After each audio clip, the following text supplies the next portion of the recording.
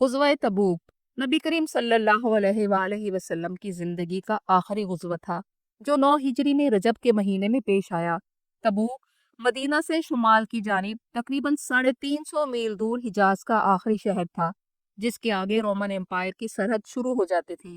रसूलुल्लाह सल्लल्लाहु अलैहि वसल्लम को इत्तला मिली कि सल्तनत रोम के बादशाह हरकल ने शाम में, जो उस वक्त रूमी इलाका था, एक जबरदस्त फौज मुसलमानों के खिलाफ जमा कर ली है और इसमें रूमियों के अलावा अरब के चंद ईसाई कबाइल भी शामिल थे और वो अनकरीब मदीना पर हमला का इरादा रखते हैं। रसूलुल्लाह सल्लल्लाहु अलैहि वसल्लम ने फैसला किया कि इससे पहले कि रूमी मदीना पर हमला करने के लिए आए, बेहतर है दुश्मन को उसके अपने घर जाकर रोका जाए और मुसलमानों को पहल करनी चाहिए ताकि दुश्मन मदीना तक ना पहुंच सके।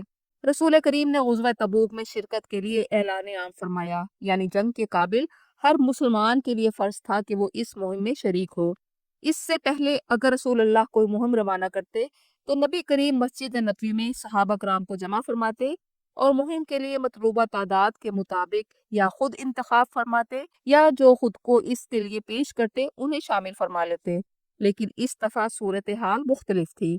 अब अरबों की आपस की जंग ना थी, बल्कि ये टकराव वक्त की अजीम तरीन ताकत रोमी सल्तनत से था, जिसके पास लाखों की तादाद में हर वक्त फौजें तैयार रहती थी और वो उस दौर के लिहाज से जदीद तरीन हथियार रखते थे। और इनकी पुष्ट पर कैसर रोम हरकल शाम में मौजूद था, जिसे रोम में मौजूद ईसाई कबाइल और मशरकी अरब के ईसाइयों की हमायत भी हासिल थी। दूसरी तरफ रसूलुल्लाह सल्लल्लाहु अलैहि वसल्लम ने हर मुसलमान के लिए जंग का निकलना लाजिम फरमाया, सवाए ये कि कोई ज़ईफ या बीमार हो। मदीना में कहत का आलिम था और शिद्दत की गर्मी का मौसम था। तवील सफर और वक्त की सुपर पावर के साथ मुकाबले ने लोगों को सख्त आजमाइश में डाल दिया। खजूर की फसल तैयार थी, जिस पर अहले मदीना का दारोमदार था। इन हालात में ये तवील सफर मुनाफिकीन पर बहुत भारी गुजरा और उनकी मुनाफकत का पर्दा चाक हो गया। मुनाफिकीन खुद भी जंग के लिए ना निकलते, बल्कि दूसरों को भी मना करते कि इस गर्मी में मत निकलो। इस तवील सफर और जंग के खराजात पूरा करने के लिए काफी साजो सामान की जरूरत थी। रसूलुल्लाह सल्लल्लाहु अलैहि वसल्लम सहाबा को ज्यादा से ज्यादा माल अल्लाह की राह में खर्च करने की तरगीब दे रहे थे। आपने फरमाया, जो शख्स अल्लाह की राह में माल खर्च करेगा, अल्लाह उसे उसका कई गुना अजर देगा। ये ऐलान दरअसल ईमान का इम्तिहान था, क्योंकि उस वक्त मदीना में ना दौलत थी ना सहूलत, इसीलिए इसे गुज़वतुल उसरा भी कहा जाता है। अहले ईमान ने बढ़ चढ़कर इसमें हिस्सा लिया। हजरत उस्मान बिन अफ़्फ़ान ने लश्कर के लिए 300 ऊंट मुकम्मल ज़ादे राह के साथ दिए, मजीद सामान जंग और 1000 दिनार सोने के अतिया किए। हजरत उमर रजी अल्लाह अन्हु ने अपना आधा माल अल्लाह की राह में पेश कर दिया और सोच रहे थे कि इस नेकी में आज हजरत अबू बकर से सबकत ले जाएंगे। रसूलुल्लाह सल्लल्लाहु अलैहि वसल्लम ने हजरत उमर से पूछा, ए उमर, अपने घर वालों के लिए क्या छोड़ा? आपने जवाब दिया, या रसूलुल्लाह, आधा उनके लिए छोड़ा है।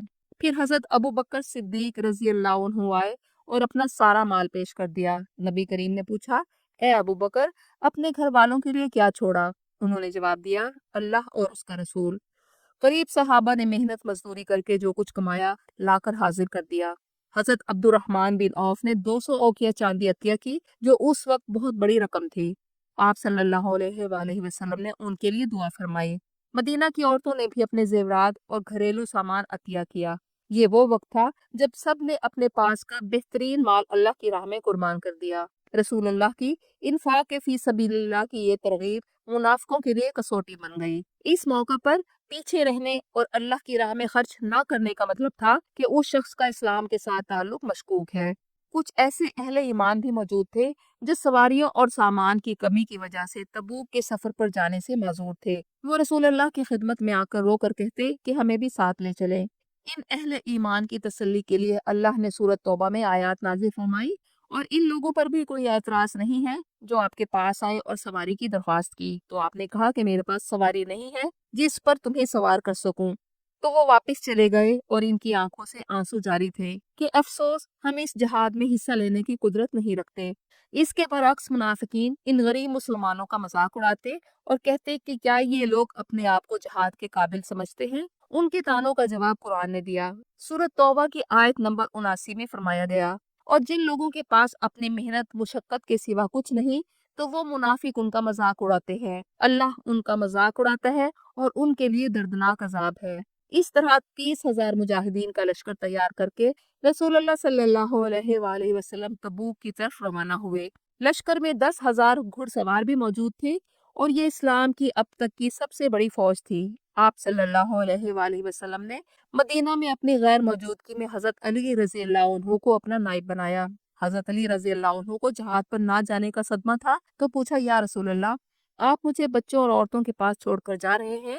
تو رسول اللہ صلی اللہ علیہ وآلہ وسلم نے فرمایا، اے علی، کیا تم اس پر راضی نہیں کہ تمہارے لیے وہی مقام ہو جو ہارون کو موسیٰ کے لیے تھا، سوائے اس کے کہ میرے بعد کوئی نبی نہیں؟ اسلامی فوج روانہ ہوئی تو راستے میں کئی مشہور مقامات سے گزری۔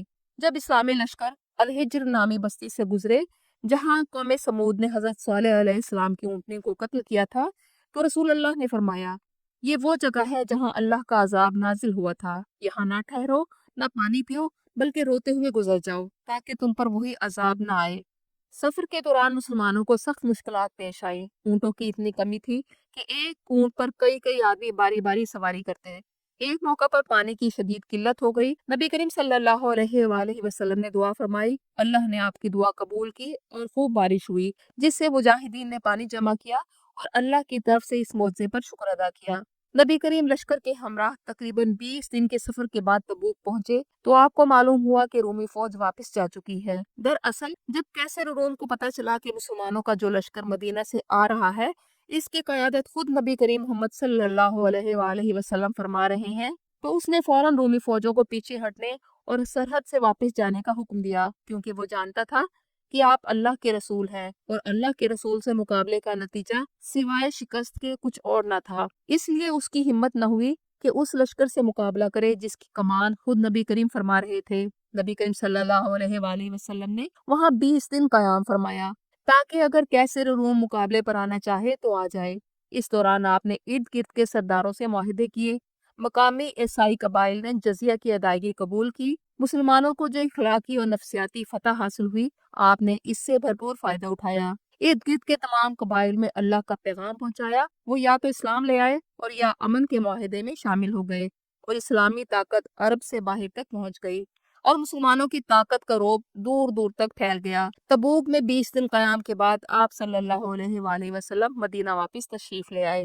غزوہ تبوک سے جہاں جنگ کے بغیر اسلامی طاقت کا دبدبہ پورے شمالی عرب پر قائم ہو گیا، وہاں منافقین مدینہ کے بارے میں آپ صلی اللہ علیہ وآلہ وسلم کو پتہ چل گیا۔ مدینہ کے قریب منافقین نے بظاہر عبادت کے لیے مسجد بنائی، مگر حقیقت میں مسجد زرار سازش، تفرقہ بازی اور رسول اللہ کے خلاف ان کا مرکز تھی۔ اللہ نے آپ کو بذریعہ وحی اس مسجد کی اطلاع دی تو تبوک سے واپسی پر آپ نے مسجد زرار کو گرانے کا حکم دیا اور یوں ایک بڑا منافقانہ فتنہ ختم ہوا۔ اللہ نے سورۃ توبہ میں منافقین کی سازشوں کے بارے میں آیات نازل فرمائی اور 3 سچے صحابہ کرام کی توبہ قبول ہونے کو بھی بیان فرمایا جو بغیر شرعی عذر کے اس جنگ میں شریک نہ ہو سکے۔ یہ 3 صحابہ حضرت کعب بن مالک، حضرت مرارہ بن ربیع اور حضرت ہلال بن امیہ تھے، جنہوں نے رسول اللہ کی خدمت میں حاضر ہو کر کہا کہ یا رسول اللہ، ہم میں کوئی عذر نہیں تھا بلکہ ہم سستی کی وجہ سے پیچھے رہ گئے۔ آپ صلی اللہ علیہ وآلہ وسلم نے مسلمانوں کو حکم دیا کہ ان سے کوئی بات نہ کرے۔ یہ سوشل بائیکاٹ 50 دن جاری رہا۔ یہ تینوں صحابہ شدید غم میں تھے اور اپنے آپ کو مسجد نبوی کے ستونوں سے باندھ لیا کہ ان کے لیے آیات مبارکہ نازل ہوئی اور اللہ نے انہیں معاف فرما دیا۔ غزوہ تبوک میں کوئی جنگ تو نہ ہوئی، مگر اس کا سیاسی اور عسکری اثر بہت گہرا تھا اور اسلام کا وقار عرب اور عرب سے باہر تک پھیل گیا۔